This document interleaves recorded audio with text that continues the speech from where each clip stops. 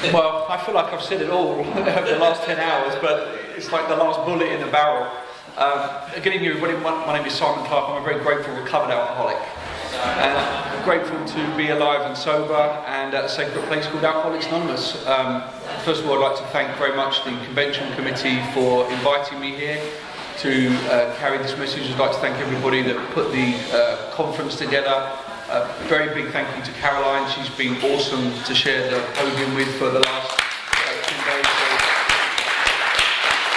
So, thank you to everyone that's cooked and for everyone that came here. It's been great because without this I'm not able to carry the message without things like this. So I'm very grateful for that. I introduced myself as a recovered alcoholic, not because I want to separate myself from anybody in the room or because I'm being spiritually arrogant or anything like that. I introduced myself as a recovered alcoholic because that's what the book tells me to do, and that is what I've come to experience as a result of working the 12 steps of Alcoholics Anonymous. I was somebody that drinking was a problem and not drinking was a problem. No reason for it. I grew up in a nice home. The irony was that my dad was a police officer and my mum was a policewoman. I found out that my great-grandfather died of alcoholism when he was like 45 or something. And it skipped my grandparents, parents, and got me. The genetic bullet got me. But very, very early on, I was suffering from untreated alcoholism before I even picked up my first drink. Dad was great, Mum was lovely, I have a sister, entirely normal. Alcohol is not a problem for my family at all. They'll pull out a bottle of sherry at Christmas and have half a glass and they won't have another drink until next Christmas. Or if they do, they have a glass of wine, they get a headache, they stop. It's not a problem to them. But growing up, I was always different. I just always felt separated from. A very early age, I always felt as though I was looking at life on the outside, looking in, but I was terrified of participating in it. It was scary. I moved because of my dad's job. I went to like 8 different schools in 11 years. And I very quickly learned to manipulate really early because I wanted to fit in. And every school I'd go to, I was always the new boy. And I thought everybody was looking at me because I was new. So it's like I had to adapt to everybody. And, I'd end up sort of lying a lot, making up stories so people would accept me because I was the outsider. I was desperate to be accepted.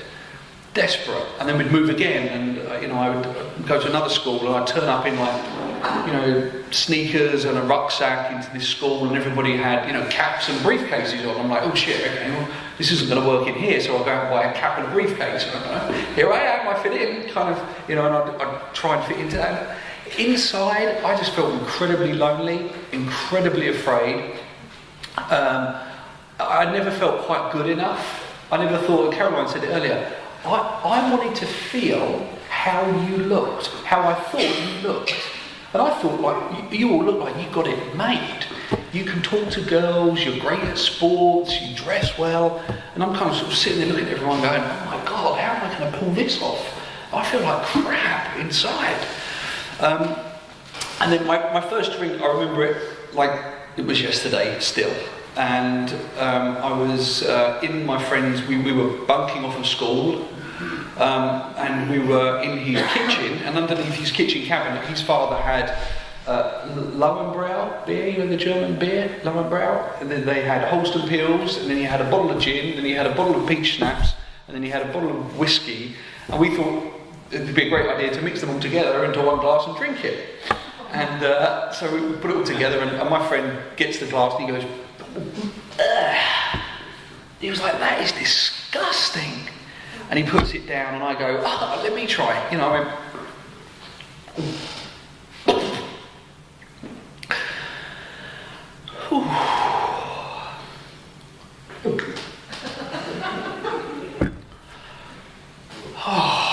and he was like, what's the matter with you? That tastes like shit. And I didn't care what it tasted like, but the effect that it was producing was so elusive. And it just felt as though I took that drink and I went, and I felt a bit taller, and I felt a bit bigger, and the voices stopped, and my breathing was better, and I had a warm chest, and just went,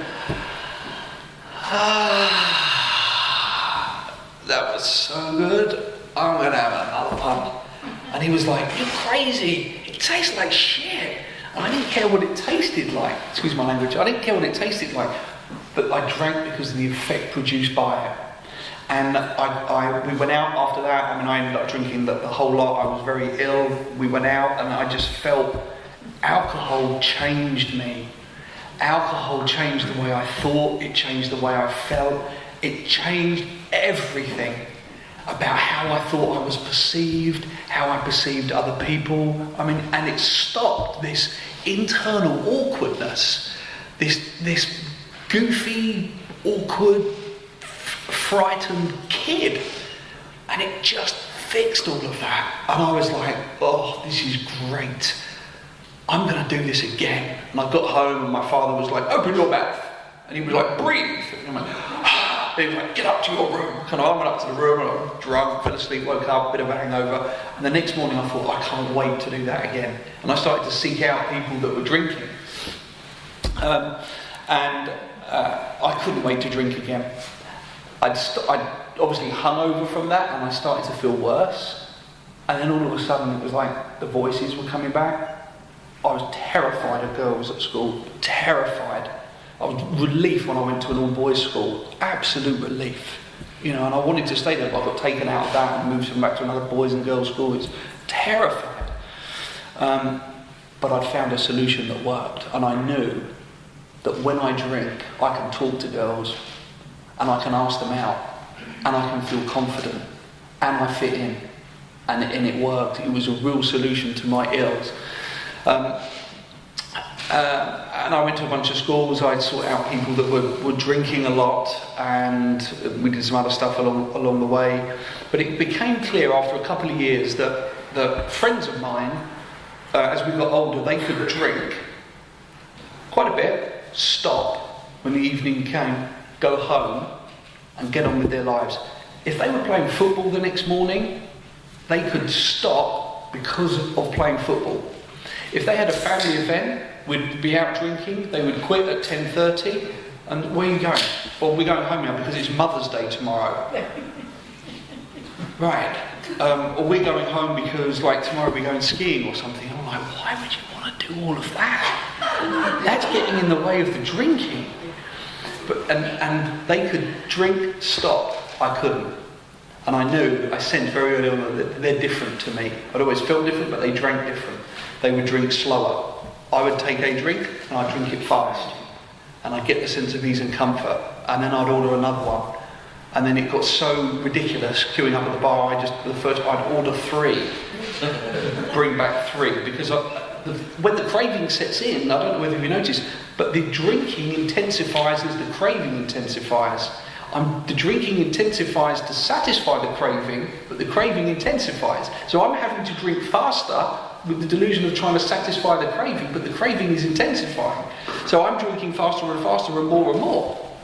And they're sort of sitting back looking at me going, what's the matter with him? And then drink, and those would last the whole hour. And I was baffled. I was absolutely baffled by it. As a result of the phenomenon of craving, things started to arise out of the phenomenon of craving. So, I'd end up doing all of the kind of things that would happen. I'd crash the car up, get a drink driving ban, and I thought, well, great, I can drink more. Perfect. I'll get a job locally, I can drink more. Father passed away, sadly. What a great, I can drink more. What a trump card that was. God, did I milk that when my dad died. My poor family, as I was explaining earlier. But it was just the perfect excuse. I could drink, and I would drink round the clock. Towards the end, I'd be on my own, drinking, stealing booze from my mum's cabinet, filling up. I love those dark green blow glass bottles because you can never see the colour of the liquid inside. And I'd pour all of this stuff out into other glasses, and I'd get some water and pour it back into this dark green blow glass thing, and it would look the same colour, so nobody would know, from a drinks cabinet. And I'd go upstairs, drinking bottles of amaretto, being sick, ringing people up, abusing them, family members, full of resentment, and I'd do things like that. Outside issues were a huge part of my story, which is not appropriate for here. But every time I drank, I would intend to, when I saw it was getting problematic, I would intend to only have a couple. And I was always trying to control it to a point where I was trying to get to that spot where I could have the sense of ease and comfort, but I wouldn't need to go beyond that.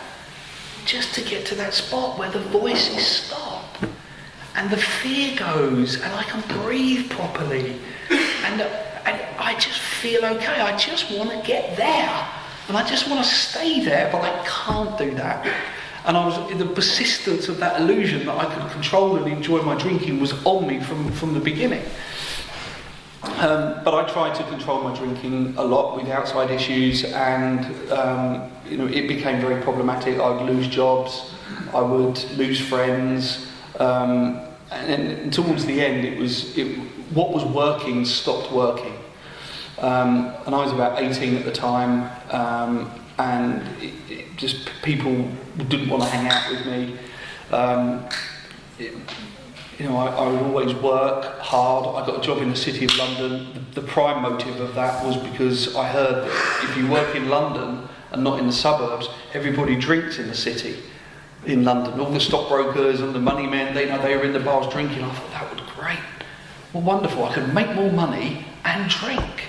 Fantastic. And at like 17, 18, just as Bill says in his story, I was armed with a pinstripe suit at 17, a copy of the Financial Times under my arm to fit in, and getting a train into London. I didn't know anything about finance, and it wasn't right for me to wear a pinstripe suit, but I wanted to go there to fit in because I wanted to drink with everybody. And I'd lost a bunch of jobs. It would turn into drinking early in the morning at 5 o'clock. Where I was working in London, there were pubs open to serve the meat market. And I'd go in and have 5 Kronenbergs at 5:30, 6 o'clock in the morning, 5, 6 Kronenbergs, walk into work, shivery and shaky, nose was running, and the boss would just say, he said, write your name on there. And I'd kind of, he said, go home. And he'd send me home, and I'd go to the bar and drink, and then I'd go home.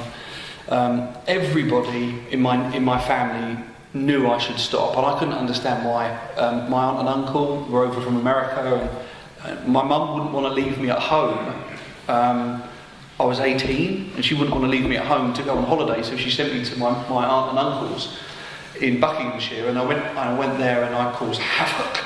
I was arrested 3 times that week in London. I was chased by a taxi driver. I was telling you I was trying to run away from them. Well, one decided to chase after me in Watford High Street, and I got arrested and taken. And at the end of it, they said, you have got to stop drinking. And I looked at them, I was like, really? Why? And they were like, just shaking their head. And my mum knew I had to stop drinking. My sister knew I had to stop drinking. The employers knew I had to stop drinking. I knew it wasn't right, but I couldn't do anything about it myself. I was a long way from being able to stop. And at the age of, I'm not spending too long on the drinking escapades, but by the age of 20, I had lost a bunch of jobs. I had no money. I couldn't pay the rent in the apartments I was renting. I had to move back home to be with my mum. I was drinking pretty much round the clock. I was drinking those 4-litre bottles of wine with the plastic tap thing you get from Tesco's.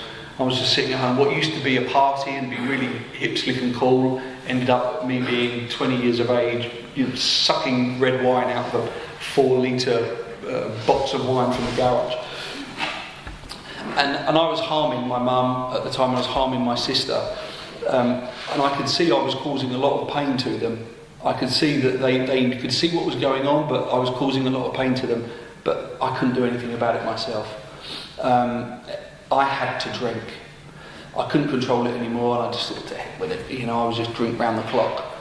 The outside issues accelerated it, you know, pretty badly. And towards the end of, it was actually in August 1998, the World Cup was on, and I was coming home from work one night I would go to work in the same underwear for 2-3 days. I wouldn't go home. I'd end up in terrible areas of London drinking with street drunks in 24-hour drinking bars in my suit. You know, I wouldn't go home for 3 days, and I'd just do anything to drink. And I was with these you know, prostitutes. I was with these drunk homeless people in very degrading parts of London. And I was on the way home that night, and I just thought, to heck with this.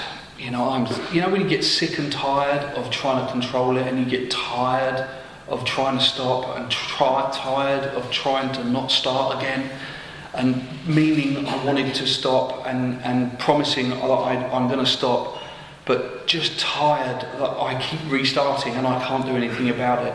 And in the summer of '98, I went home and I just thought, to heck with this. You know, I've lost pretty much everything. I can't work. Parents have disowned me. My mum dropped me off at the accident and emergency unit, and she said, I don't have a son.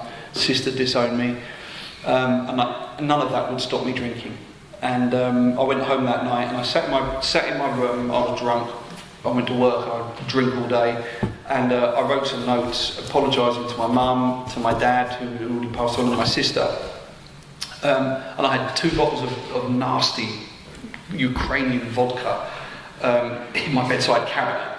And I went downstairs, and there was like a big pot of pills, about 400 pills in some codeine and some paracetamol. I didn't care what it was. I just went upstairs and I just handfuls of pills, washing them down with vodka, wrote the notes, and I just thought, to heck with it. If this is life, I'm out. I'm done. You know, I've tried everything I possibly can do to not drink, and I can't do it. I'm hurting people, and I can't do anything about it. I hate what happens when I'm not drinking. I hate what happens when I can't see a way out, and I just thought, I'm better off not even being here. I felt like a worthless piece of shit. And as soon as those pills hit my gut, there was a peace that came over me. My eyelids just went, and there was a peace that came over me, and the fight and the war had stopped. And I thought, right, I'm out. And I woke up the next morning from a suicide attempt. It was ugly. There were doctors. It was an ugly mess. And my mum took me to an insane asylum. It was called the Roach Unit, which was a unit for alcoholism and drug addiction. And I was analysed by 6 psychologists, men in white coats with clipboards, and sat around there. And they said to my mum, you know, Mrs. Clark, your son, he's really, really ill. We need to get him away. And then she said, okay, and they were looking at some funding for me to go to treatment. And I went back to work after a week, and I told the story earlier, and I went back to work, and I was like, right, I'm not going to do this again. This time is going to be different, just like Bill did in his story. You know, with all the grit and determination, this time I mean business. It can't get any worse after a suicide attempt. I'm 20 years of age. You know, it's the summer of '98. I've just attempted suicide. No, I'm not going to do this again. And off I went to work, and by 11 o'clock the guy was saying, you coming to the bar for lunch, so I'm just going to have a sandwich. Yeah, sure, but no drink. No drink. Well, on the way down, it was just like, I'm going to have an orange juice. It's fine, just have an egg mayonnaise sandwiches and orange juice. I'm going to have an orange juice. I'm walking down to the bar, went into the bar. Just have an orange juice, please. Just have an orange juice. And it's all right, so I'm always like, double gin and tonic, please. But don't tell anyone, can I have a sandwich as well, please. Bang, I took that gin and tonic, and as soon as that hit me, it was like, I have to have another one. And off started the vicious cycle again. And everybody around me was like, my God, what's the matter with him? And then I got taken into a mental institution. I was in insane asylums on thioridazine and olanzapine because of the chemical imbalance in my mind. I was on thioridazine and olanzapine, and I was saving them up. I was eating them like Smarties, saying that I'd been sick and they'd come out. Can I have some more? I mean, in a psychiatric unit, horrible stuff.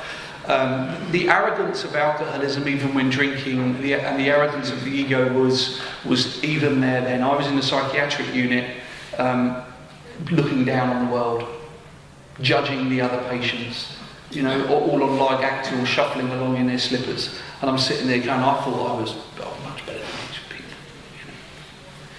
That was how bad my ego was. And for about a year and a half I was in and out of these institutions, and then I'd finish, and then my mum would come and pick me up, and I'd be so angry. I'd have to go and drink, and then they'd put me back into another insane asylum, and then they'd lock me up. I had psychosis because of these outside issues as well.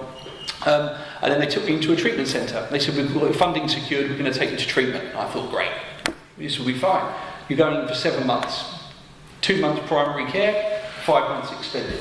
Great. I was in Broadway Lodge. Since then, Peter and I have gone back there and did some talks.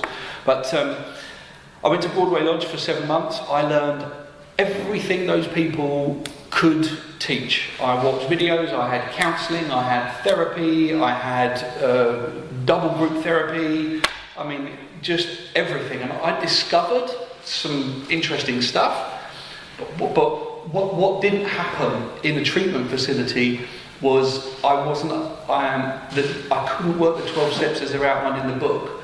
They wouldn't pass on the information enough for the spiritual experience to take place. They wanted you to get well, but not entirely free. Well, and I learned a lot of stuff in there about my father and why I drank, and I came out of treatment and I thought, well, this is fine. And then the voice, it talks about more about alcoholism. It talks about the insane idea paralleled with our sound reasoning. And I came out of treatment centre campus, and my thinking, I remember it so clearly, that voice, it said, maybe you're not really an alcoholic.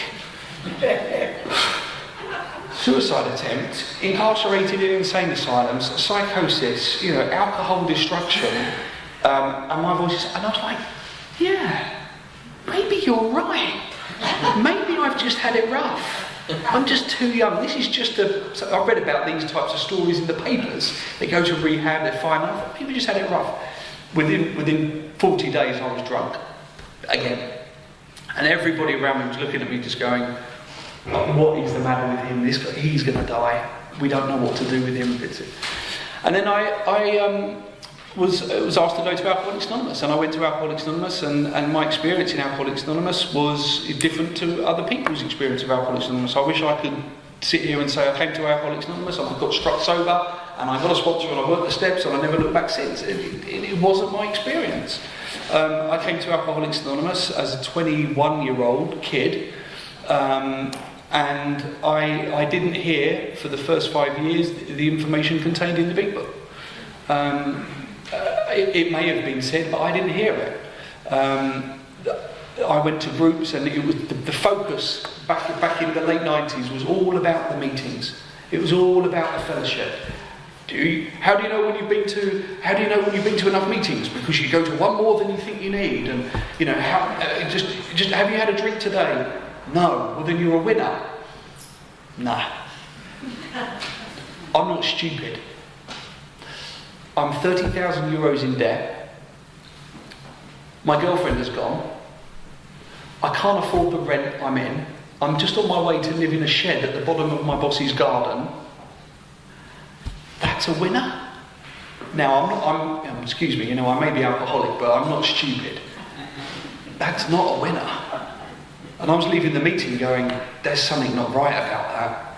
I hate my life. I hate being sober. Everybody else seems to want to just, have you had a drink today? No. Well, that's right, you're a winner. Just put the plug in the jug and just don't drink one day at a time. And I sat back into one of the groups and I was like, I think I'm in the wrong place. If I could just not drink a day at a time, why would I need to even come here? I can't do what you're telling me to do, which is why I'm here. So do you do that? Oh yeah. I woke up today and I just decided not to drink. So did I. But an hour later I was drunk. How do you do that? Well, I just have to make a decision. Mental toughness is what it's all about. I'm out the game. I cannot pull that off. I'm sorry. And at one stage I was going to 12 AA meetings in a week. In 7 days, I was driving around from one city to another, going to 12 AA meetings. I was doing service at 2, and then the internal condition got so bad that I had to drink. Now I knew I can't drink safely, but it got so bad I had to drink. And I drank and I relapsed again. And to cut a long story short, 5 times in 5 years I had a 1 year chip. And 5 times in 5 years I relapsed. I can go about a year with enough fellowship and enough service before I got a drink. About a year. Because this illness demands treatment. And when I stop drinking, I don't get better, I get worse. And what happens with me is that the voices come back, the negative self-talk, the tension rises, the fear comes back, I get resentful, I get sad, I get angry, I have trouble in personal relationships, and I just can't do life. And I can't stay in that condition. I have to do something to change the way I feel. I have to. And I know that alcohol is bad for me, but I cannot not do it. And I would drink, and every time I would drink, it would trigger the phenomenon of craving. And every time it would trigger the phenomenon of craving, there would be a debacle after debacle after debacle. And then the meetings on their own wouldn't work. I'm not saying meetings are bad, meetings are great, but there are 3 sides to the triangle in our legacy. There is the program at the bottom, and there is the service on one side, and there is the fellowship on the other side. Meetings are great, but meetings on their own did not treat my alcoholism. And if you think that just by going to meetings and just by sharing without doing the program that you will recover from alcoholism, you're wrong. You're wrong. If you are a real alcoholic like me, with the physical allergy, the phenomenon of craving and the mental obsession, like the book said, like we read earlier, I'm suffering from an illness which only a spiritual experience will conquer. The moderate drinker or the hard drinker may be able to stop, go to enough meetings, and they're fine. But not for the real alcoholic. The real alcoholic must have that spiritual awakening or spiritual experience. And 5 times in 5 years, it was horrendous. And at the end of that period, after another relapse, I drove to a meeting, and it was a little bit further from my house. And I sat in that meeting, and I thought, if I don't hear what I need to hear now, I'm going to drive off the cliff. I'm going to take the motorway, and I'm not going to take the motorway, I'm going to take the mountain road, and I'm going to drive as fast as I possibly can off that cliff, because I am done. Obviously there's something else wrong with me. I'm doing everything these people are asking me to do, but I am not right. I want to die. I'm sick of it. I'm sick of trying and doing everything, the treatment centre, the doctors, the psychiatrists, the counsellors, the therapists, the fellowship telling me to go to all these meetings. I'm exhausted. And I thought, I'm going to drive off the cliff. And at the end of that meeting, I was approached by a man with a copy of the big book under his arm, and he approached me off the meeting and he just said, "Are you done? Are you really done?" And I said, "Yeah, but I don't know what to do. I've tried all of this." And he said, "Do you have a copy of the big book of Alcoholics Anonymous?" So I said, "Yeah, I think they gave me one in treatment once." And he sat me down and he said to me, "What happens when you start drinking?" I said, "Well, I overdrink." "Do you do that more than once, Simon?" "Yeah." "Have you ever tried to stop?" And genuinely and sincerely, I have tried to stop. I did not want to be who I was, and I tried to stop. And he said, "Welcome to Alcoholics Anonymous." And he sat me down and he taught me what it was, why it was that I couldn't control my drinking in the doctor's opinion. Then he sat me down and he showed me why it was in more about alcoholism, that even when I stop, I start again. Why does my mind take me back? And he showed me on page 24 in the italics what it was. That I am unable at certain times to bring to my consciousness with sufficient force the memory of the suffering or humiliation of even a week or a month ago. You know, I should have gone treatment centres, suicide attempts, counsellors, therapists, relapses, alcohol, bad, no thank you, if I was normal. But none of that came into my mind when I was faced with the insidious insanity of the first drink. And he explained to me the programme of Alcoholics Anonymous, and we started our journey through the 12 steps of Alcoholics Anonymous. He qualified me, we looked at step 1, I conceded to both symptoms in step 1. I knew that drunk or sober, alcoholism would take me to a place where I want to kill myself, drunk or sober. And my experience of 5 times of suffering from untreated alcoholism in Alcoholics Anonymous was honestly worse than the drinking. It was horrendous, because when I'm drinking, I'm treating the internal condition. When I'm drinking, the voices stop, the madness stops, the fear goes, and and if I drink enough, which I always do, it stops and I drink myself into oblivion. But untreated alcoholism in the fellowship is a death warrant, a living death wish. And I would not wish that on anybody. I would rather say to someone, drink, than endure what I did for 5 years. It was absolutely horrendous. We looked at step 2, we conceded to the proposition that for me God was everything. At that time, and this is probably why there's a certain passion and a certain earnestness and maybe a certain kind of rigidity about what I do, this was absolutely a race. It was death. There was nothing else to do. It was death or do this. And I had to do this because nothing else worked. This was the last house on the block for me. We looked at step 2. I considered I was willing to believe in a power greater than myself. Made the decision in step 3. We did a 3rd step prayer. Looked at the 4th step. I did a resentment inventory, a fear inventory, a sex inventory. We shared that days or weeks later. I think I actually dragged my heels actually. And he was kind of giving me holding a torch underneath behind me, saying, come on.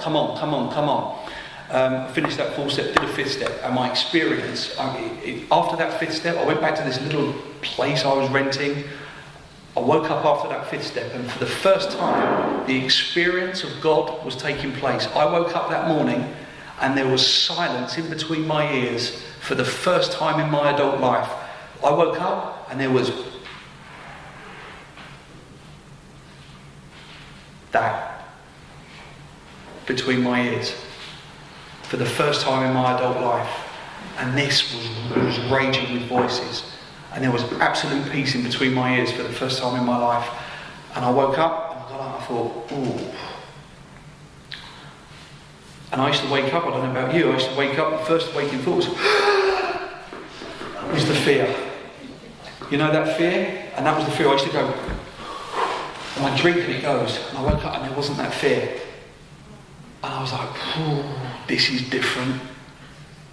This is really different. And I got on the phone to my sponsor and I said, this is happening. He said, you're beginning to have a spiritual experience, but we must go further.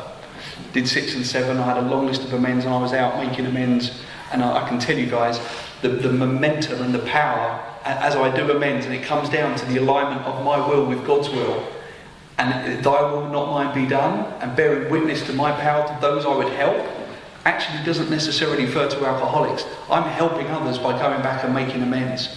I'm freeing up other people first.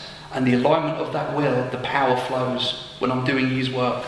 And more power started to come. I started to pay money back, write checks to people, knock on people's doors, make visits back to London, meet people, pay off bar debts from years ago, just clean up. Get these amends done, pay it back, just trust this power. And I could trust this power more and more because I could feel this power more and more, and I could see this power and witness this power operative in my life. What came to be a tiny mustard seed of willingness in step 2, an absolute desperation. I've got nothing else to believe in apart from this power. I can't see it, touch it or feel it, but I'm going to go for it because I've got nothing else left. I've burned all the bridges. Then I started to see this power in my life, and I started making amends as fast as I possibly could. And then I started working with the disciplines of 10 and 11 to make sure that what I was cleaning up for in the past, I wasn't repeating in the day. And then this was the absolute cherry on the cake of it.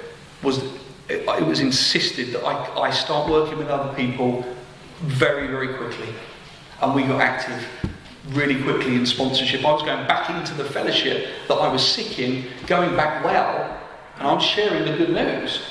That, hey guys, look, I've done these amends and now I'm doing this, and what can I do to help? And I was carrying the message, and they were like, yeah? Alright, keep coming back. We preferred you when you were, a few years ago, you were all a bit serious. I'm going, what?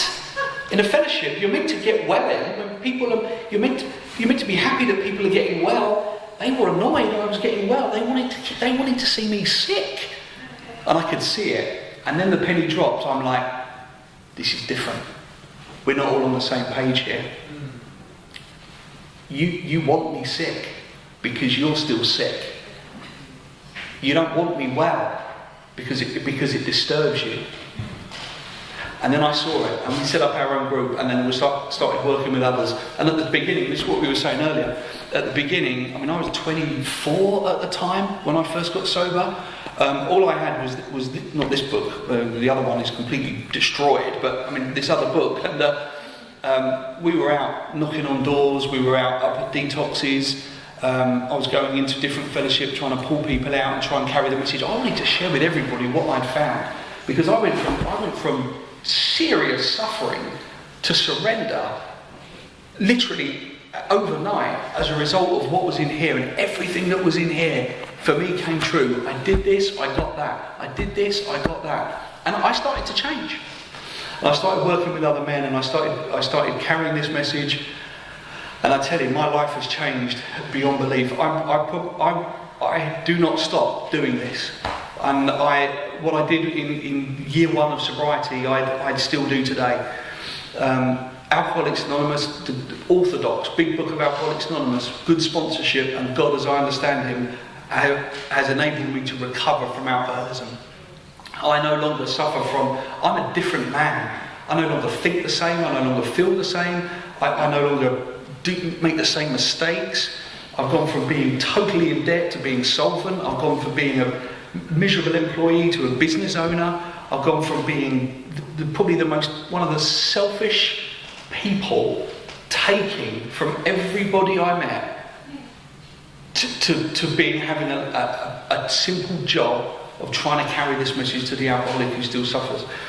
My life has changed beyond just not drinking. I truly have been reborn, and as a non-drinker. But I think the biggest blessing for me was the 5 years of suffering from untreated alcoholism, because I know this is not about drinking. And the second part of step one, if I don't live this way, I start managing my life. And if I start managing my life, I will either want to kill myself, I will take myself to this place where I will want to kill myself, or I will drink myself to death. And that's why the second part of step one was so important, because just not drinking and going to meetings does not treat alcoholism for the real alcoholic. Just not drinking and going to meetings is the first step away from a highly strained abnormal condition, is what the book says. Leaving aside the drink question altogether, we explain why living was so unsatisfactory. The second part of step one, I have a way of life right now that replaces the management of my life, which is why I continue doing it. And if I continue doing this, I continue to stay sober, and I get the opportunity to help God's kids. I'm as busy in Alcoholics Anonymous now as I was right in the beginning. The problems I've had in the last 14 years of sobriety have been on my own making, have been decisions based on self. Nothing bad has happened to me as a result of the steps. I used to get terrified when I was sponsoring 3 or 4 guys at the same time. I'm like, oh my God, what about work? What about this? But if I'm doing this here, God is looking after everything else in my life. And I believe that, and I trust that. Because when I return to it, it looks completely different. It's all okay. What I think is going to happen as a result of me spending time doing other stuff doesn't. It doesn't. While I'm doing this, God is taking care of what he thinks is right for me. The third step prayer is the deal we talked about. He's taking care of that. I'm doing what he wants me to do. And we have a way of life which makes drinking unnecessary. We have a way of life which makes drinking unnecessary. And if you're new, and I was at the sobriety countdown, of course, and I saw the amount of people under 4 or 5 years. My allegiance is always to the newcomer, or to the person that is still suffering. And if you are an alcoholic, suffering like I did from the physical allergy and the mental obsession, when you stop drinking, you don't get better, you get worse. You've got to find a sponsor. You've got to find a sponsor that has had a spiritual awakening as a result of the steps in this book. There is other pieces of literature out there in Alcoholics Anonymous. One in particular, it's yellow. I know, I'm sorry, but it's yellow and it's pleasant to read if you're a moderate drinker. It is absolutely useless if you're a real alcoholic. No, it really is. People walk out of our group with a copy of it and it's like, you don't need to read that. You really don't, because for a real alcoholic, the real alcoholic must have a spiritual experience. But you've got to find a sponsor who has had a spiritual experience as a result of working the 12 steps out of this book. And work these steps, and I can guarantee you from my own experience, you will be completely changed as a result of this. And you will have a life that is better than you've ever known. My life today, my family are back in my life, my mum is back in my life, I love her, my sister is back in my life, I show up and participate in their life. I don't have the mental madness that goes on to the degree I do. Am I cured? No. Do I have to work this every day? Yes. I suffer from alcoholism. We're not cured. I have to be very rigid in the disciplines of 10 and 11. I have to be very clear about what my purpose is in AA, what my job is when I go into my home group. I'm there to help, I'm there to carry a message. I'm not there for me anymore. And when I put my life on a service plane and I try and do God's will, God takes care of everything else. And it is a completely different life. I'll finish on this. I always used to be, when there was a countdown at these workshops, I used to be in the first 5 years among the masses. And what really hit me today, and I don't put any real value on time and stuff, but what hit me today was I was nearly one of the most sober long-term people in the room. And that was scary, because time goes quickly. It goes really fast. I was used to being in the first sort of 5 years as the newcomer. What I've noticed is a lot of the teachers and a lot of the spiritual mentors and heroes in Alcoholics Anonymous, I know we shouldn't put people on the pedestal, but people are dying. You look at our sponsorship units: Cliff Bishop, Mark Houston, Paul Martin, Don Fritz, all these guys, these long-term sober guys who had been around and carried this message. These guys, they're falling away.